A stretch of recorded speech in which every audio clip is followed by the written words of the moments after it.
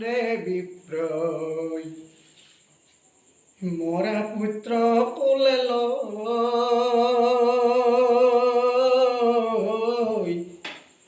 অকৃষ্ণ রয়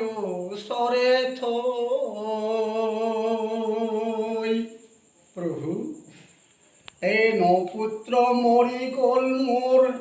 এটি এটি কই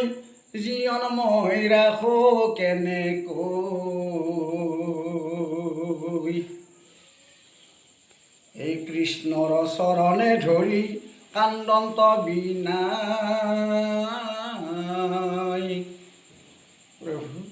অ কি কাৰণে প্ৰভু মোৰ পুত্ৰ মৰি যায় এই দ্বাৰকাৰ ৰজা তুমি আচাৰংগ মনে কিন্তু ভাবি চাইছানে